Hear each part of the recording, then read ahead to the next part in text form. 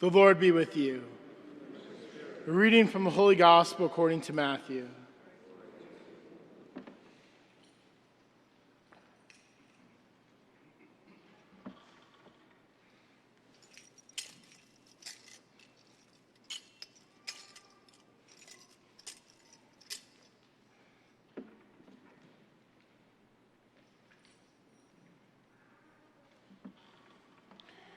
When Jesus heard of the death of John the Baptist, he withdrew in a boat to a deserted place by himself. The crowds heard of this and followed him on foot from their towns. When he disembarked and saw the vast crowd, his heart was moved with pity for them, and he cured their sick. When it was evening, the disciples approached him and said, "This is a deserted place, and it is already late. Dismiss the crowd so that they can go to the villages and buy food for themselves." Jesus said to them, "There is no need for them to go away. Give them some food yourselves." But they said to him, 5 loaves and 2 fish are all we have here."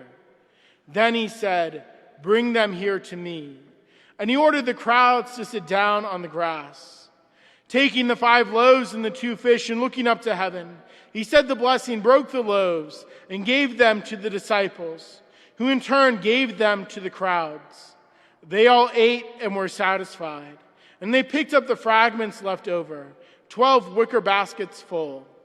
Those who ate were about 5,000 men, not counting women and children.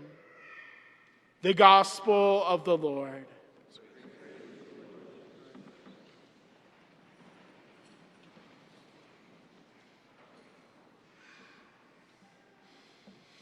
A number of years ago, NASA did some experimenting with a special type of camera that could see the energy levels in the human body. Now, they were able to hook up this camera to a monitor, and that the energy shows up as kind of like this aura around the body.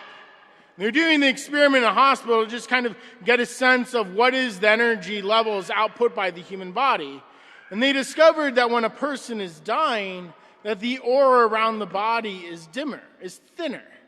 And then it gets thinner and thinner until the person dies. Well, the scientists carrying out the investigation in the hospital were doing the study on one particular man who was dying, and they had the camera through a see-through mirror. And they're standing there, and they see that another man comes in the room, and that there's this light coming from his chest pocket.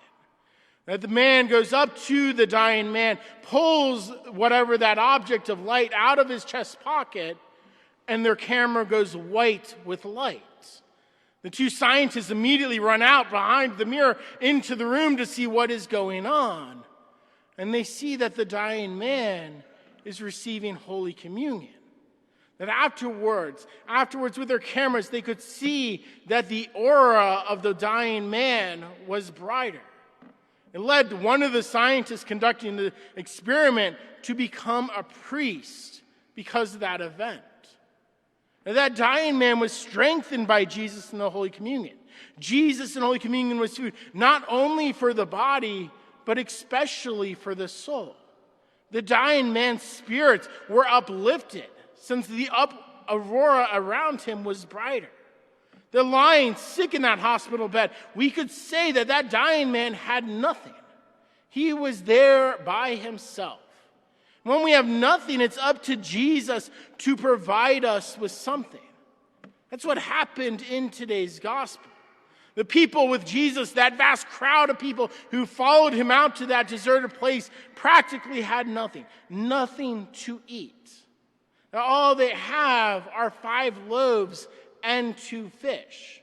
Nowhere near enough to be able to feed a crowd of 5,000 men, plus women and children. So over 10,000 people who need to be fed a dinner. And Jesus goes and simply responds, "Bring them to me." Orders that vast crowd to sit down on the grass. That vast crowd of people who don't even know each other. Who you think they were demanding to get Jesus' attention. Right? They were probably pushing a little bit to get that attention of Jesus. But all of a sudden they're there sitting on the grass in little groups talking to each other because Jesus had told them to. Because he had asked them to sit down. And he takes up those 5 loaves and those 2 fish, looks up to heaven, looks up to his Father, to God the Father, and said the blessing. And what blessing?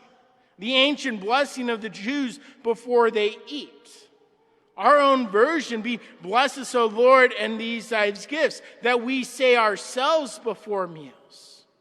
That he said that blessing and broke the loaves. Breaking the loaves is another indication that something much more than the actual words mean. For it's said that Jesus himself was broken on the cross. And today, when I raise up the bread, after the consecration, after the Eucharistic prayer, during the Lamb of God, I break that host to remind us, out of the broken body of Christ, out of his side poured forth blood and water. Out of his side pours forth the sacraments, that healing and salvation for all of us. And so Jesus broke those 5 loaves and the 2 fish, gave them to his disciples. And of course, he gave them to his disciples because by now he's giving them also to us. That his disciples are his followers. And yes, he will provide the body and blood of himself. He will provide the food that we need to satisfy the hunger that we have, more deeper than what any physical food can satisfy. That he will do it. But those who distribute it are us to the rest of the world. That we carry this sacred sacrament in us when we have received it. Go forth at the end of Mass to bring that presence of Christ to others. That crowd goes and eats, and they were satisfied. It wasn't just this little simple meal. They were satisfied. It was like they had the feast of food. And they go and pick up the fragments left over, and they fill 12 wicker baskets full. Why 12? Why that number? It's a very special number. It's the 12 tribes of Israel. That they were the people called by God. They were the ones united together by God, led out of Egypt, out of slavery by Moses, brought into that covenant relationship with God, made part of God's family. That we ourselves represent now those 12 tribes of Israel as the church. That we are all united as one. That we aren't just these individual people. We are one church. It's why we gather here together physically in church.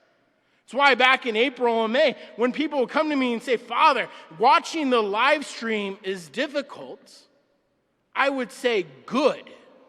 It should be difficult. Because you're not doing what we're supposed to be doing.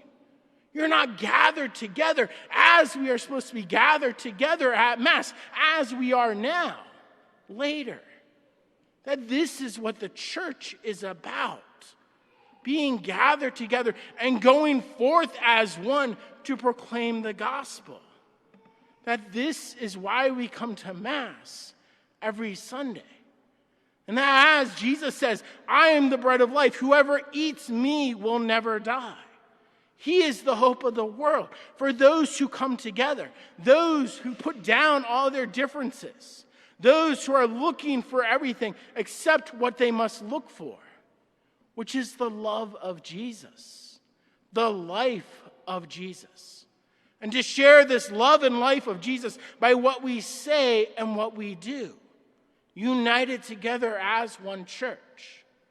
And when we look around at today's world, today's society, you can go and say, we have everything we need for our lives. You look at all of the technology, all of the advances that have been made, that we have a truly comfortable life, that we have cell phones that can do things that computers couldn't do 30 years ago. Because we have everything, we may not always see the value of anything. We don't always see everything as a gift from God. In a sense, because we have everything, there is less room for Jesus to work the miracle of the loaves and fishes in our lives. That in a sense, because we have everything, it's more difficult for Jesus to speak his word to us. And maybe because we have everything, we might sometimes forget about God, forget about the Eucharist, forget about the sacraments, forget to pray every day, to read the Bible. That would be sad, because then we would have everything, but it would mean nothing, because the only one who gives meaning to our lives is Jesus. That only Jesus is the one who can brighten that NASA camera so much that the scientists can't see what is happening in the room. That everything and everyone passes, but Jesus remains. Our first reading today had a beautiful invitation to this feast, to this Eucharistic feast. Come to the water, all you who are thirsty. Though you have no money, come. Listen to me, and you will have good things to eat and rich food to enjoy. We enjoy this feast today. We can enjoy it every day. Like living every day with God in our lives is enjoying that feast every day. And there's so much energy when we feast with God that it blinds a NASA camera. And we're so caught up in life, we may not even realize that we're missing out on a feast with God every day. And in our first reading, God said through the prophet Isaiah, "Why spend money on what is not bread? Your wages on what fails to satisfy." That NASA scientist was privileged to discover in so beautiful a way. He was spending his money on what is not bread, his wages on what fails to satisfy, and changed his life because of that discovery. That in little ways, God communicates with us from time to time, inviting us to that closer relationship, that closer union with him. And we seem to hear the words, "Come to the water, all you who are thirsty. Though you have no money, come. Listen to me, and you will have good things to eat and rich food to enjoy." The words from God in today's reading are invitations to us to feast with God every day. That a day without God is a day wasted. We don't want to wait for a disaster to make us realize that we've been spending our time, our money, on what is not bread, our wages on what fails to satisfy. That it's God who has gifted us with life and everything that we have in it. Because we have everything, let it not be the cause of preventing Jesus from working the miracle of loaves and fishes in our lives. And may the gifts God has given us be not that source of distraction, to let Jesus feast with us. And there's so many ways we can spend on what fails to satisfy. The amount of time spent watching TV or on the computer, watching whatever kind of streaming that we might have. Instead of spending on what fails to satisfy, the people in today's gospel went to find Jesus. And finding him, they were fed. That as happened in Galilee, there will be more blessings that we'll receive by going out to find Jesus, by allowing him to feed us. And I'm sure each of us can identify with that. And we've all gone to our God at times in our lives, and he has fed us. That we've received those great graces, those great gifts of his help when we've asked. That we need to also give so that we can receive more. And we need to give ourselves to Jesus as he gives himself to us. To know that he wants to feast with us. To satisfy every longing we have in the deep recesses of our heart. To show that we can enjoy his presence living in us when we receive him in the Eucharist.